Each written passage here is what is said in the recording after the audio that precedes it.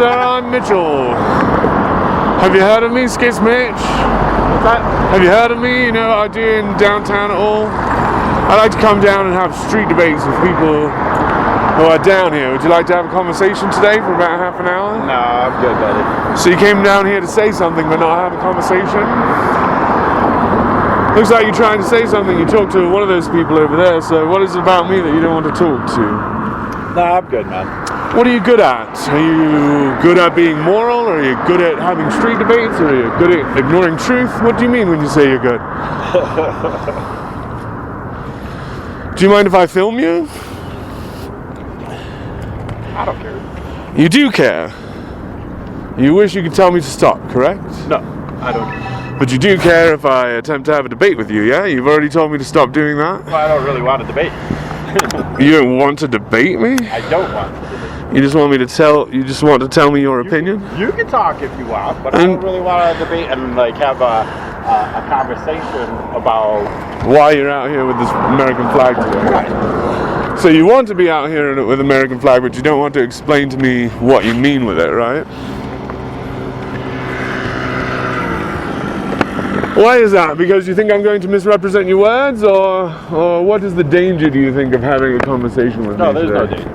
Oh, you just don't want to. It's just too much effort. So the danger is losing your time and effort? Well, yeah, there's a loss of effort, loss of time. Yeah. Well, I do put it to you that you were going to be here anyway, and these people aren't listening to you, and I am. So yeah, it seems very, very strange what you're saying to me here today. 7:22. Seems kind of hypocritical. Do you agree? I'd like to have a conversation with you, get you clearly stating what it is you're trying to say today, and given the opportunity, it seems like you don't even want it. Seem pretty duplicitous today. Do you agree? Seems like you're out here in bad faith, like it's just theater, and you don't really have any moral arguments to make. Is that correct? Am I misunderstanding you? You're out here to be seen but not heard. You're out here because you want to put on a show, but you don't know what to say. Do I have that about right? Because what I do is I come out here and I talk to people and we come to an agreement. You can check out my YouTube if you think that I'm doing it in bad faith, because I certainly am not. In fact, what I'm doing is I'm exposing people who are pretending to have conversations but are doing it in bad faith. Do you know who I've exposed today, friend? You. I've exposed your bad faith. Do you agree that my actions here have exposed your bad faith? So you're here to have a good faith conversation. Is that correct? Is that your argument you just made? What does that flag mean to you, American? You want to talk about your values that brought you out here today? You want to talk about the other options you could be doing that you're not, that instead you're out here with your great American flag showing your pride? Pride in what, friend? Is this a symbol for an ethno-state? Is that what you want? Is this a symbol for a theocracy? Is that what you want? What does America mean to you, friend? Because it's one thing to say, let's make America great again, but it's quite another thing to give me your opinion on what it is that makes our country great. Are you afraid to give me your opinion about that? For the president sure is. Are you a coward like the president? Is he the one who taught you how to do it, or did you learn it from the same place? Did you learn the behavior from a different place? Why won't you talk to me, American? Do you have a reason? You just don't want to, and you just do whatever you want to, right? When someone comes up to you and asks you to have a good faith conversation, you don't, because that will show them that you don't have to do anything they tell you to do. It's very, very childish. Do you agree? No. You don't think that's a childish argument? No. Well, I think that's a childish thing to assume. I'm not assuming it. It took me a long time to come to that conversation based on the evidence that I'm gathering. You're assuming an awful lot, just based off of the fact that I don't Based off the fact that you don't want to give me information. So yeah, I do have to assume, don't I? Whose fault is it that I assume? Mine or yours? Say what you want. Yeah, and so do you. And you don't want to tell me why you're here today. You don't say what you don't want, correct? Because we're both American, but I'm better at it than you are. Do you agree? Because I came out here to do something and I'm doing it. You came out here to speak, but you won't shut up. Is that why you're here? To shut up? You seem to be the only one here here today? How many people do you expect to join you today? I don't know. Did you think you'd be alone at 12:30? Are the rest of them coming at 1 o'clock? Will they be talking to me? Do you think they'll be playing as childish a game as you are? No. Oh, so they're going to be grown-ups. Cool, I'm excited to meet them. Are you sure they're going to be here today, or is it just you kids? Well, we'll see. Yeah, we will see. We will see. Beautiful day, though. It absolutely is a beautiful day. I hope nobody gets too sunburned. Also, if I understand it, there have been no corona outbreaks in public. Do you agree? This is one of the safest places we can be if we're worried about spreading the corona. But I might misunderstand the data, I don't know. Pretty bad scientist myself. I'm very emotional. I let my emotions drive my conversation. You're a coward, friend. You're pretending you're not. A real man would talk to me, a grown-ass man, and tell me what he meant. If you don't believe me, check my channel where you can see adults having adult conversations if you don't know how to do it.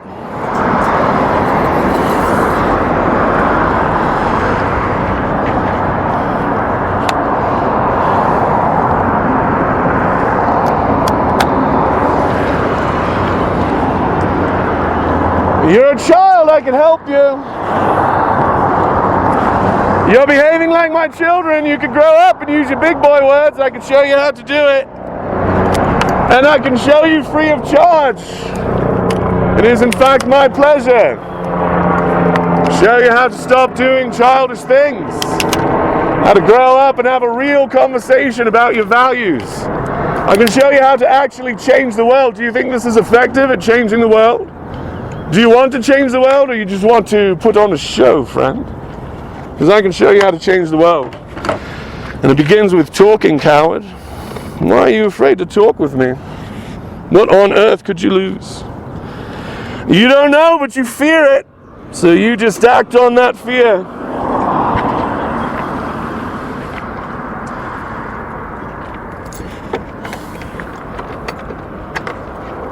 All right.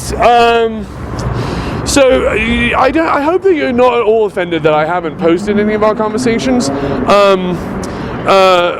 worry that because we've had 2 conversations and I've filmed them both and I've enjoyed them both, but the editor part of me is sort of, it's difficult to work on a project for too long. So yeah, you know, I rewatched them and I listened to them and I enjoyed them again, but I couldn't really get it to a point where it felt like a conversation. But I don't think that's a problem. It's just for posting.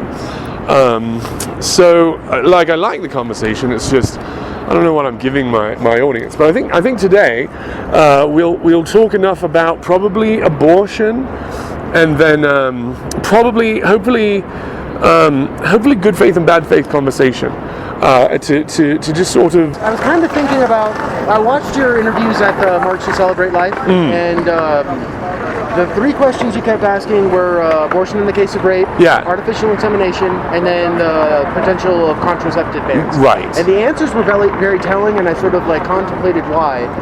The issue of artificial insemination, I could totally see that triggering straight up Catholic superstition. Yeah. Jesus Christ was an immaculate conception, not a conventional conception. When you hear artificial insemination, that kind of, I think that triggers something deep seated and like almost superstitious. Yes. Because it's playing God in a way or whatnot. Yeah. One thing I immediately go to is I do think it's important that only humans get custody over humans. I don't want like a corporation doing a test tube baby as a pet project, or like an intelligence agency making a super soldier.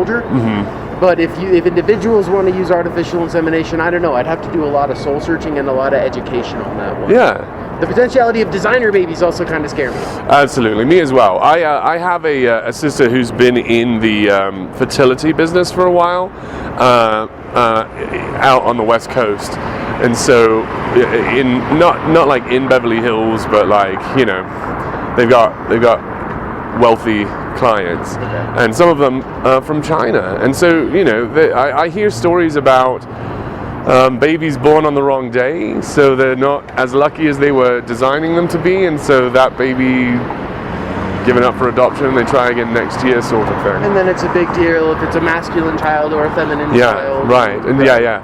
And so, no, I very much like that. And so, yeah, thinking back to that January march that they had just down here, first of all, I was trying a different accent to see how it would go, and so I felt a little bit more exposed than usual, so maybe I was a bit, like, frayed. I sort of lost my temper after I was filming. And I think I can understand why, because you very patiently let all these people give their views, and the consensus definitely was life starts at conception, Yes. contraceptives are bad, and like artificial insemination is weird. Yes. And if I can understand that, okay, coming from the Catholic Church, which is a foreign government in its own right, Correct, having yeah. that much influence over American culture is Right. a little questionable, especially if it's run like a theocracy. Then yeah, contraceptive bans are totally normal. Yeah. In fact, so are adultery laws. In fact, a whole bunch of stuff that we would do practically would not really work in America would be in effect. Right.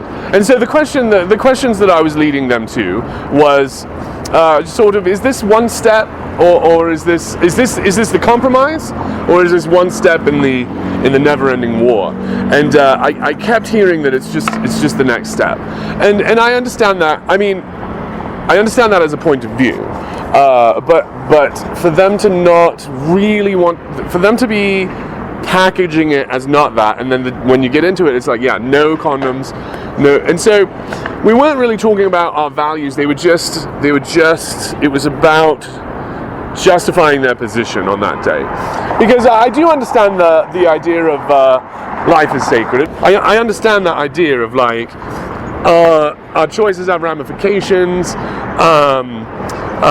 We are the stewards of the sexual activity that creates an entire human life, and we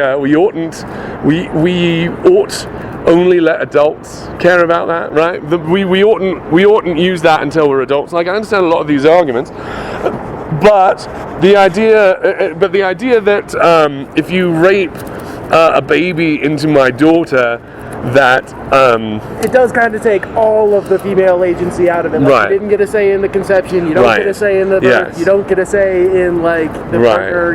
It kind of does put them in a really... right. And And then we're if they're underage people, then I guess it is my decision as the parent. And no, your rape baby is not going to be born. I do respect life. I would consider personally having all of the babies that I accidentally conceived, but then when we're talking about, but isn't an adult move to use contraception, and they're like, no, now we're talking about sort of religious ideas, then any sort of any use of the sexual act only for the pleasurable aspect is sort of degrading it, the divine gift of that, and I don't have a problem with belief in that. I have a problem with legislation of that, right? So Inversely, I feel like when those norms were established, we had a much different culture where women were not in a position to, like, pursue higher education and careers and stuff. You were much more slated to be, like, kind of pregnant and ready to be a mom by the time you're 20. Exactly, Ready to be a grandma by the time you're my age. Yeah. And times have changed. yeah, and times have changed a lot because women make half the money. We are expected. The American family has 2 workers, right? The American family is supported by a full-time job and at least another part-time job, maybe 2 full-time jobs, right? We can think of the nuclear family, the modern one. In the 1950s, it was something different. Yeah. But it has changed, and we can talk about wanting it to go back.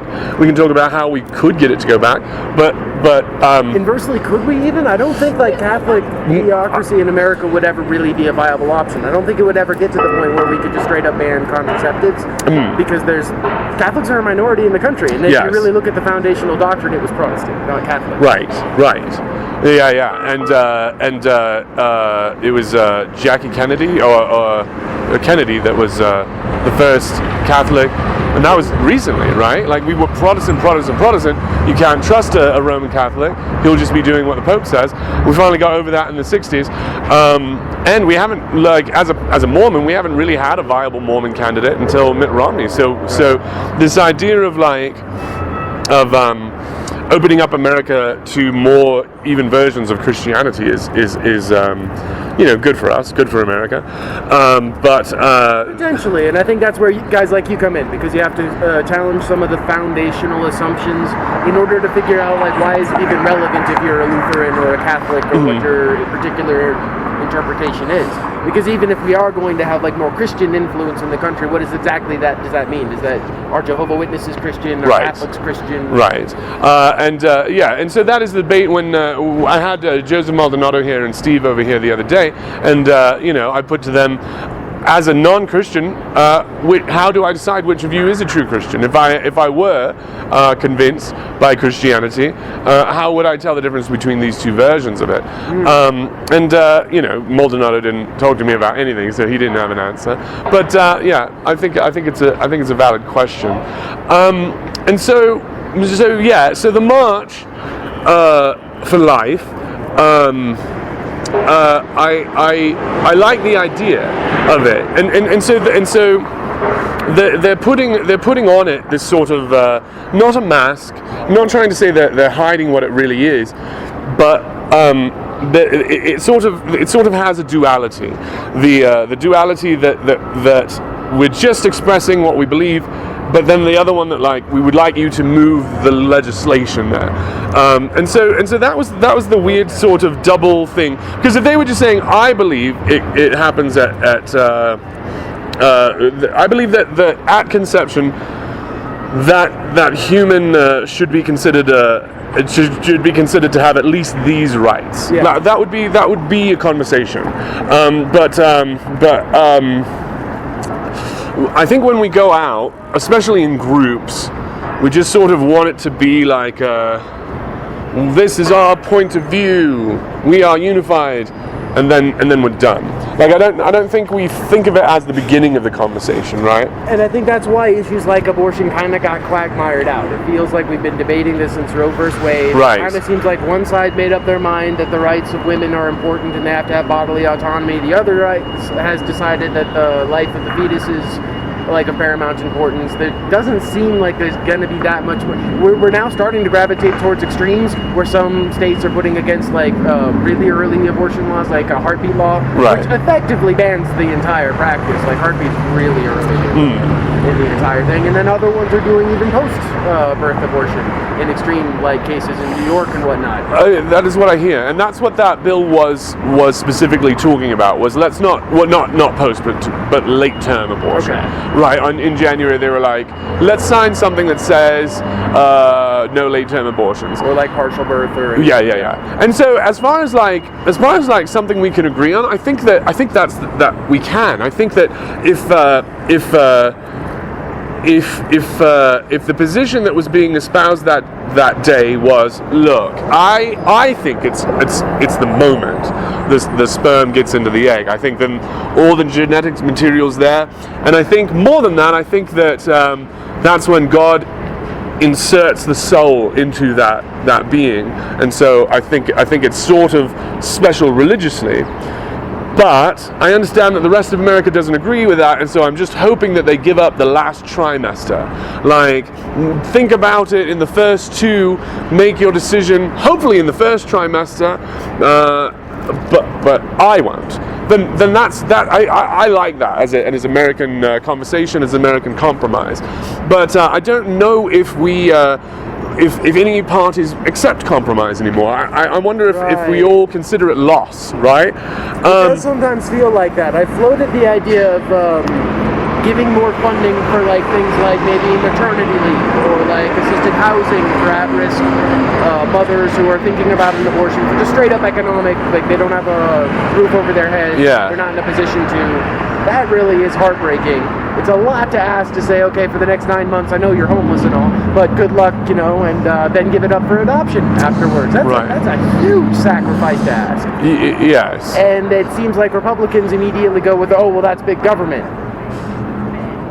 And that's why we wind up with these extremes where it's like, okay, we get state funded. Like, I kind of even see why there's state funding for Planned Parenthood, because it is like, I'm not even opposed to the idea of free clinics, and there is reproductive health stuff that needs to be done. And it's just more pragmatic to have state funding for it than to let people fend for themselves.